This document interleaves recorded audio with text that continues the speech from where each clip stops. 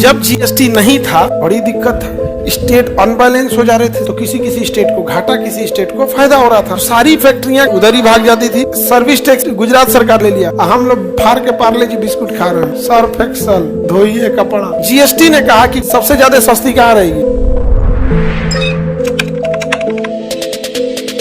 जब जीएसटी नहीं था तो सर्विस टैक्स और एक्साइज ड्यूटी लगा करती थी।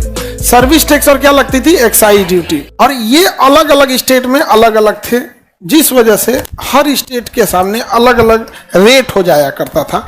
आपको एक एग्जांपल के तौर पे समझाते हैं। देखिए, पहले कंपनी जो थी वो जैसे गुजरात में अलग अलग जगहों पे, जैसे कोई जगह है, जैसे बिहार में, यूपी में कोई टैक्स लगा 12% और बिहार में लग गया 14%, गुजरात में लगा 10%।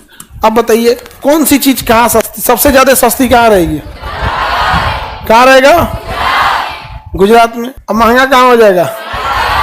आज भी बिहार जो जीएसटी के बाहर पेट्रोल जीएसटी के बाहर है, तो आज भी यूपी में पेट्रोल सस्ता है और बिहार में महंगा है। तो जो ट्रक वाले आते हैं, जिनको मतलब 30-40 हजार का पेट्रोल भरवाते हैं, तो उनके लिए तो ज्यादा प्रॉफिट है। अब तुम कौन सी अपने मोटरसाइकिल में 100 रुपया भरवाने वाला 2 रुपया बचिए जाएगा, तो क्या अंतर आएगा। लेकिन मेन अंतर किसको दिखता है, ट्रक वालों को। एक बार में भरवाता है 30,000-40 हजार का। समझ आ गया कि नहीं। बड़का टेलर रहा ना, बड़का टेलर, तो जितना का तुम्हारा मोटरसाइकिल है उतना के ऊपर तेल भरवा लेता है। तो हर रेट में अलग अलग बढ़ गया कि नहीं हो गया, रेट अलग अलग हो गया। इससे लॉस क्या होता था, समझिएगा ध्यान से। किसी भी चीज का जब उत्पादन होता था तो सेंट्रल गवर्नमेंट उत्पादन शुल्क लेती थी, एक्साइज ड्यूटी। कौन सा ड्यूटी, एक्साइज ड्यूटी। अब एक बात बताओ, केंद्र सरकार के लिए गुजरात में बनाइएगा तो भी वो अपना एक्साइज ड्यूटी फिक्स रखेगी। उसके लिए एक्साइज ड्यूटी मान के चलिए, उसने एक्साइज ड्यूटी रख दिया 15%। कितना परसेंट। अब आप गुजरात में भी उत्पादन कीजिए, चाहे यूपी में कहिए, चाहे केरल कहिए, कर्नाटक कीजिए, उसने एक्साइज ड्यूटी कितना फिक्स कर दिया, 15। सपोज कीजिए अलग अलग वस्तुओं पे अलग अलग होता है। जैसे साबुन बनाएंगे तो एक्साइज ड्यूटी अलग है, शराब बनाएंगे तो अलग है, पेट्रोल बनाएंगे तो अलग है। एक कोई फिक्स नहीं था, लेकिन एक एवरेज बताते हैं। मान के चलिए एक्साइज ड्यूटी कितना परसेंट था, 15। तो आप किसी भी राज्य में उत्पादन कीजिए, एक्साइज ड्यूटी पे तो कोई अंतर नहीं आता था। लेकिन फिर स्टेट गवर्नमेंट लेती थी सर्विस टैक्स। कौन सा लेती थी, सर्विस टैक्स या वैल्यू एडेड टैक्स, वैट।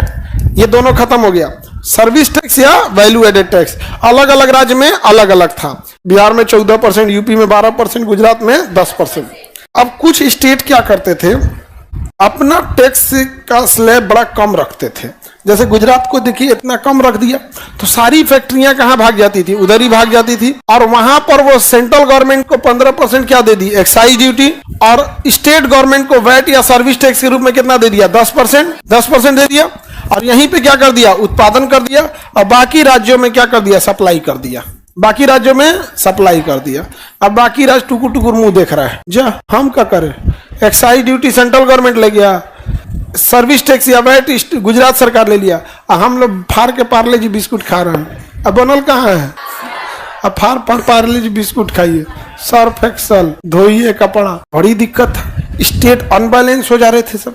जिनके पास पहले से फैक्ट्रीज लगी हुई हैं, उनका इकोसिस्टम बढ़िया है, वहां सारी फैक्ट्री भाग रही थी, तो किसी किसी स्टेट को घाटा, किसी स्टेट को फायदा हो रहा था। अब हुआ क्या, जीएसटी आ गया। क्या आ गया, जीएसटी ने कहा कि कोई एक्साइज ड्यूटी नहीं लगेगा, कोई एक्साइज ड्यूटी नहीं लगेगा, एक्साइज ड्यूटी नहीं लगेगा। एक्साइज ड्यूटी की जगह लगेगा सेंट्रल जीएसटी। क्या लगेगा, कोई सर्विस टैक्स या वैल्यू एडेड टैक्स